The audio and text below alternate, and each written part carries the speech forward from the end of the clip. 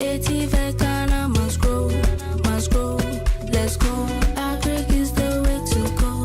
Play your part, though, don't be slow. Ghana must grow, let's go. Produce it, process it, distribute it. I go make the dough just to feed my own. I go do it, though. Ghana grows.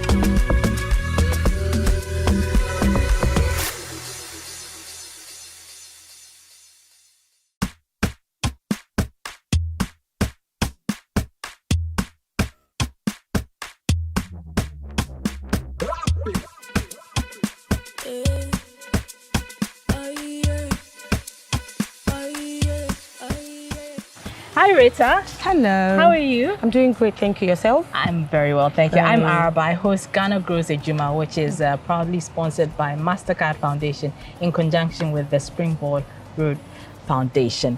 Let me tell you a bit about Ghana Grows before we even start. Ghana Grows is a program that is targeted at young people, especially young women, to find opportunities or consider opportunities in the agric space, you know, and we thought you're doing such a great job here with aquaculture because you're rearing catfish. Sure, yes, and so we thought to pass by. But tell us more about the Catfish Grill.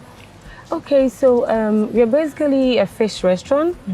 Every meal we prepare here is solely fish. Okay. But let me not spill the beans. My boss is right there. He was the one that set the business up, so we can go and talk to him more. Great, let's go.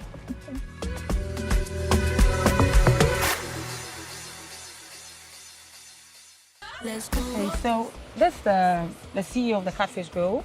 It's my boss. So I'll leave you so you take it up from there. Thank you very much, Rita. Thank you too. All right. Hello, nice to meet you. Pleasure, I'm please. Araba. I'm Ben. Nice to meet you. Nice to meet you too. You know, I've never eaten catfish before. Well, today's your chance. Am I missing out? Because a lot of people, when it comes to fish, eating fish out, it's mostly tilapia. But nowadays, you know, catfish is becoming the talk of town. Why? Catfish has been around for centuries. It's just that it's a new way of eating something that we know. Because we all know it as mudfish adwing. And usually it's smoked and in soups and whatnot. But it's eating it straight fresh. That's what seems to be new, and we're doing other things with it. So yes. People are saying that we adopted this from Nigeria, where they eat a lot of catfish in that manner. Is that true? It is true. Okay. That's where I first tried it, and that's where I went back to learn how to cook it. So it's all originated from there. Let's start from where it all began. You know, why did you decide to set up a restaurant like this? You know, why? What influenced you to start a restaurant, a catfish restaurant? Well, I wanted to start something in the food industry, and the catfish seemed the plausible new thing that I thought would be a hit. Okay. It's not because of any particular thing. It's just that at the time there weren't a lot of catfish restaurants, a lot of tilapia restaurants, but no catfish restaurant. Right. So I thought there's an opportunity there. And moreover, a lot of people in Ghana, we didn't even call it catfish. We used to call it mudfish. So I thought the use of the name catfish will evoke a better response than mudfish. Yes, So yes. that's why we picked the catfish. So that's how we started. And when did it start actually? When did you start? Oh, we started in 2016. In 2016? Yeah, we started in August 2016. But the planning of it started probably around January of 2016. It took a while to do that. Because initially I wasn't even interested in catfish. I was thinking of doing something completely different. I was coming to that because I was wondering, what were you doing before you got into the catfish restaurant business? You know, were there options for you to choose from and you decided, no, I want to do catfish? What were you doing before? I was an IT consultant. Okay. I was running, at the time I'd come back from Nigeria, I was running a project for Holidaying, doing their IPTV system. So in the process of doing that, I realized that when that contract ended, I'll be out of a job. So I needed to find something else to keep me going because in between contracts can be tough. Yes. So I thought about initially I wanted to do Indomie noodles. Indomie? Yeah. Wow. Initially I wanted to do Indomie. As in an Indomie restaurant? Not an industry, but it was, okay, so the idea was supposed to have a lot of joints, like Wache. Okay. You have Okay. the tables, you know. Okay. So the idea was to do a lot of Indomie tables. Okay. And all of that stemmed from a particular conversation I'd had with a friend who told me about this lady who had been selling Wache for about 20 years. And she had different tables. She called them tables. Okay. She had In different about- parts of the city? In different parts of the city. Right. She had at least 20 tables, and each table at the time was making her at least 1,000 cedis a day. Wow. So- a day? A day. Wow. So There's money in Wache. There's money in food in general. So on Yes. hearing that, I was like, okay. So if someone can do that with Wache, you can do that with Indomie. Right. So then I started working on the Indomie one. And then my wife was like, my wife used to like the catfish when first she came to Nigeria. So she was like, why don't you look into the catfish? I was like, I don't know anything about catfish. So I had to go back to Nigeria to go and learn about the catfish. Right. So when I came back, then we started that whole process. We'll get a few friends to come over and try it, and they'll give me feedback.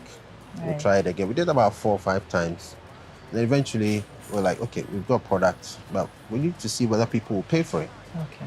So then we managed to find a place in Abelinkpe. At the time, it was called Bamboo Gardens. Okay. And we just started. It was an evening thing. So Fridays, Saturdays, in the evenings, we'll set up. It was just 2 tables, actually. One where we prepare and pack, Okay. and the other where we fry the yam, and then the grill behind. That was it. Okay. And that's how we started. How long does it take to rear a fish which is, fully reared to be eaten, consumed? It takes at least 6 months. 6 months. For 5 one to- fish? For one fish. Wow. There are different aspects of the fish farming industry. There's one part who grows the fingerlings. That's like they hatch the eggs Okay. into like the baby fish, which are called the fingerlings. Right. Then they sell it off to the fish farmers who now go and buy the fingerlings and then they grow them. Okay. But some people are also capable of doing both Okay. themselves. So there are various aspects of it. And then we are the tail end of it. We come and buy the fish and then we prepare it for sale. I see. So you did your research before going into it. It wasn't a lot of research. It was just it was an opportunity to start something. And for me, it was more or less, okay, let's try it first. Okay. First, it was about proving the concept. Develop the product, then you prove the concept. The concept is we have catfish to sell. It's cooked in this particular format, and it goes with this and that and that. If it sells and if it grows, then you can expand on it. Then you can scale. So we started with one. Initially, the plan was, like I mentioned earlier, the plan was 10 tables Okay. dotted around Accra. Right. Each selling at least 10 fish a day. That was it. With a minimum at least 10 fish a day. And how much were you going to make from that? The plan was to make at least 10 cedis per fish Okay. per day. So if you have 10 locations and each one is giving you 10 fish, that means that's 100 cedis per location Yeah. times 10. That should have given us 1,000 cedis a day. But we went past that a long time ago. Wow. Let's talk about your family. You said that, your wife was one of those who actually encouraged you to go into it. Yes. So how did they react to the idea, apart from your wife, the rest of your family, when you decided to actually take this up on a full-time, scale? Initially, it wasn't on a full-time scale. Okay. But not everybody was supportive to start off with. Okay. My dad wasn't too sure about the whole thing. Yeah. He wasn't enthused about it. Okay. But my mom was supportive. Okay. My sisters were supportive. My cousins, most people were supportive in that they started patronizing. Okay. My friends, and usually it's your friends and family who will give you that initial boost. Right. And then they will tell people, bring a friend, tell a friend, tell a friend.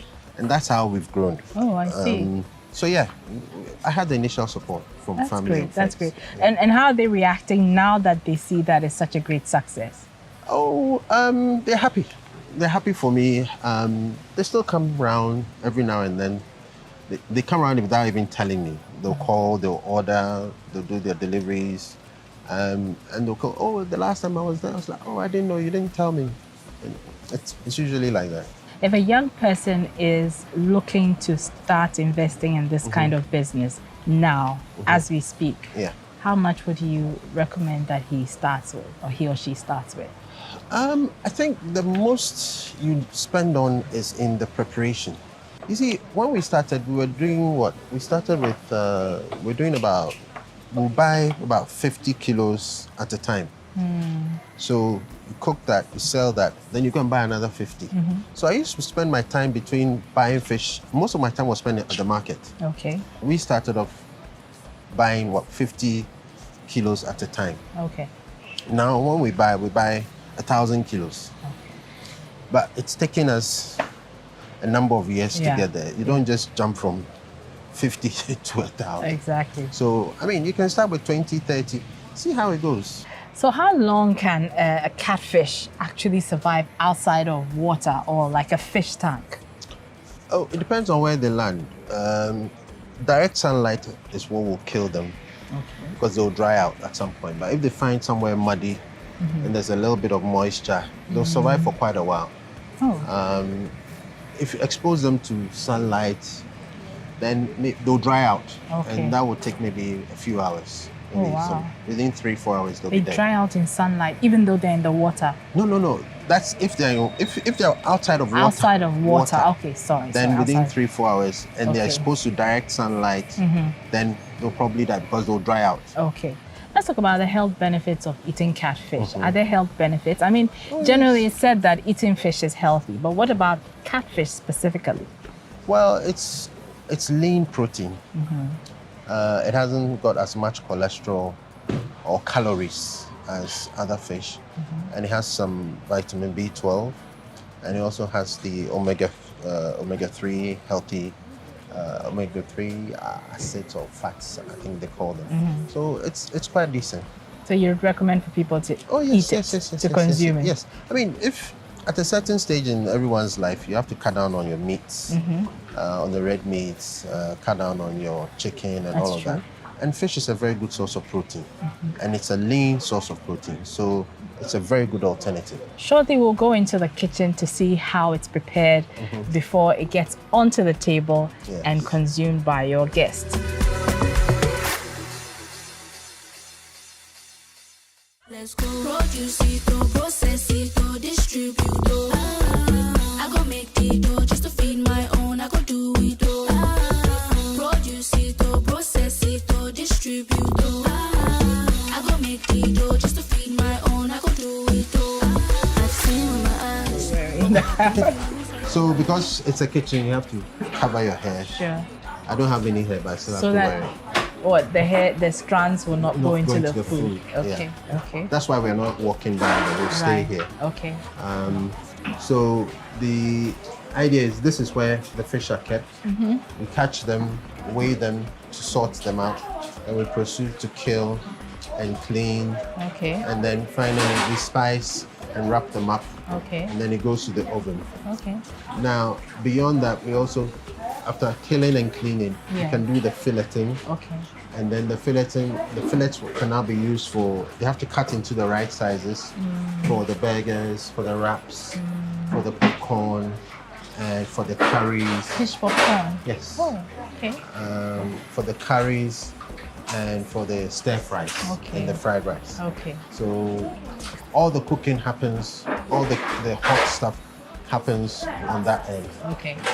So thank you very much, Mr. Ofori. But this has been the operation side of Catfish Grill and fish farming generally. In our next episode, we're going to be talking about the business side of this business as it is. My name is Araba Koomson. This is always Ghana Grows Edwuma, brought to you by MasterCard Foundation in partnership with Springboard Roadshow Foundation. Join us same time next week. For now, it's goodbye.